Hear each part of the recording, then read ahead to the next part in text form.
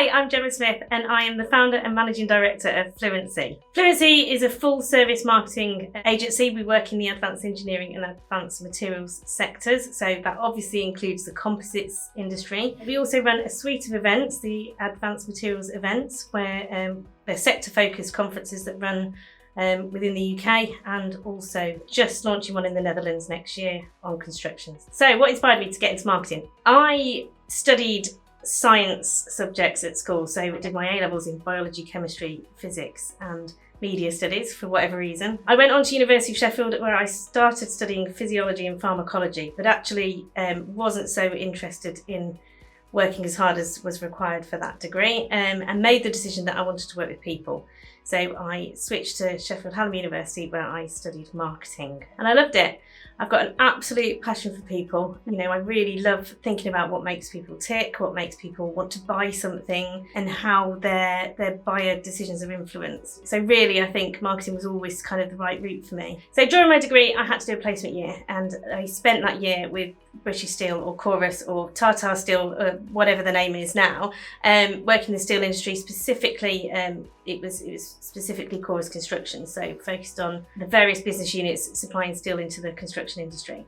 From there, after uni, I went on to work for Balfour Beatty, so working in the concrete industry, and had a few roles kind of in between, some sales roles that were less relevant. So I received an email. I was headhunted by a company called National Composites, which I know a lot of people in the industry know me from, asking me if I'd be interested in a role. It was basically a writing role, so it was coming to look at the National Composites news. And I came in and met the team there and was very excited and definitely drawn to the company. So yeah, that was how I got into composites. I think I was definitely thrown in at the deep end. So I started on the Monday, and on the Saturday I flew to Long Beach in California, where I spent the next few days at the Sampi show in Long Beach. And I managed to set up meetings with just about everybody that I could there, every 15 minutes, asking different companies where they fit within the industry, just trying to get as much knowledge of this niche industry as I possibly could within the week opportunity that I had. And I guess I haven't looked back since then. I've always been quite driven, and I'm sure a lot of people who know me will know that. And I think I've always wanted to work for myself. It's always been a passion. I don't know where it came from, but I've always wanted it. So I've had kind of various little bits that I've done throughout my career. So I've always done a bit of consultancy. When I had my children, I set up a baby club. You know, there's always been some drive to start something and achieve something as I've gone. So it was natural that that eventually I would be setting up my own company. And so yes, so I knew I wanted to do it. I knew it was time to move on. I'd had a fantastic time working at National Composites, but I knew it was time for the next stage in my career, and it just happened. So I kind of handed my notice at National Composites and hadn't really thought about it. But then, as the time approached that I might, have to spend some days doing nothing and sitting at home, I quickly had to start something, and that was the perfect opportunity. So I absolutely love everything I do with Fluency. I've loved it from the minute I started, but the most important thing to me, and I think I've said it, all the way through, is people. And I've never known an industry like this. So, you meet people and they may be competitors or colleagues or clients, but they're all your friends. It's a very, very close-knit industry, and absolutely the best thing about my job is my clients, my friends, and my colleagues within the industry. And actually it's a new industry, so we're all focused on growing the industry as well as selling our own products, which is really, really exciting. But the composites industry is huge, and it was estimated at $86.3 billion back in 2020. And the annual compound growth rate from that point on to 2028 was expected to be around 6.6%, which is, it shows how exciting it is. Composites UK were stating that the UK composite sector was worth £16.64 billion pounds in 2020, which shows the significant part that the UK plays within the global composites market. The number of people in the UK that are employed in the industry is around 50,000 people, which is obviously significant for a quite niche, small industry. And I think it's exciting because we're noticing more and more in our daily lives that composites are becoming more important. One of the things that I always come back to is cycles and bikes, because if you'd have bought a bike 15 years ago, you wouldn't have been buying a carbon fibre frame unless you were going for a really, really top end carbon fibre frame.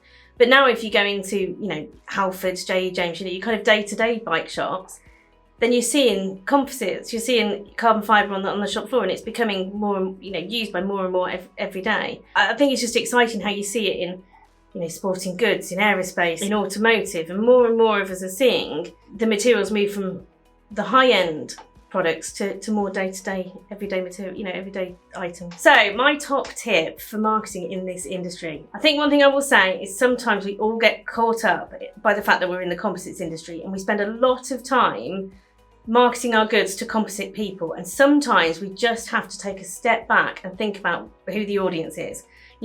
Are we trying to go for the marine sector, the construction sector, the aerospace sector, and actually remember that we're not selling to composite people, we're selling to those end sectors. So my top tip is just really take a step back and think about your target market, who you're trying to attract, and how they buy, because they will buy differently to how you buy. Every industry is different, every company is different. As a female working in a very male-dominated industry, I'm often asked kind of, what it's like to be a female working with so many male engineers. And I think that's quite an interesting question to ask Fluency, because despite our best efforts, we are, hugely female dominated in the office, and that has happened purely by chance. But it is nice, and I would like to say, I don't think that anybody in our office has ever struggled being female within the industry. I think, we've been very, very accepted. However, I do know, it's not always the case, and perhaps that's a little bit about our personalities and our confidence. It is a male-dominated industry. I think that's slowly changing. I certainly think that, in terms of clients, colleagues, I'm working with a lot more women than I ever have done, and that's good to see. I have a daughter that I can tell you now, she's 9 years old. Without a doubt, she's going to be an engineer. I can already see that, and it's good to see that, we are kind of less discriminative, I guess. In terms of unforgettable moments, there's certainly been a few, and I would say some of them are more sociable, unforgettable moments, and some of them are from a work perspective. I think, running an events company, I have to bring up the fact that, we had the pandemic, and coming out of that, our first event was Marine back in 2021, and it was a sellout. And okay, we were on limited numbers. Actually, to gain that industry support and to have everyone together and to feel like we'd come out the other side was just one of the most phenomenal feelings ever. And the team were just so happy to be there. Everybody was happy to be back together. And I guess in the same ilk, we've worked really, really hard with Composites UK to pull together the International Composites Summit.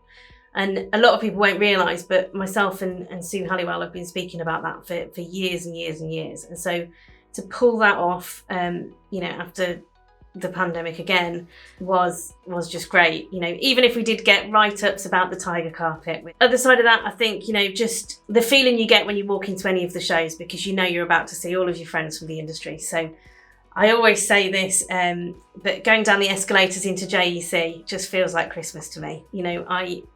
That's my happy place, when I'm seeing everybody and I can do my job and I can meet people and talk about the industry and find out what everyone's doing, new products, new ideas. I love that. And I guess that probably leads on to the fact that, what this industry does give people is it gives people the opportunity to travel, to be in different places, to see and meet different people. People who know me will know that karaoke often features, rightly or wrongly. And I will never forget, being in Chicago with my colleague Sue, a JEC event, I believe, and singing Gangster's Paradise in a dive bar to a standing ovation.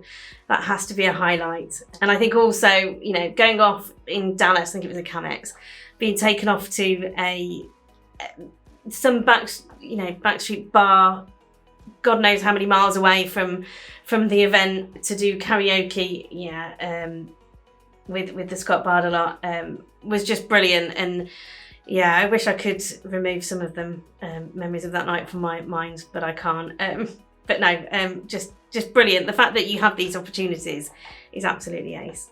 I think one thing I'm learning is that, every day is a school day, so there are constant challenges. I probably didn't quite realise how much goes into running your own business. Fluency's been lucky enough to grow quite substantially over the past few years.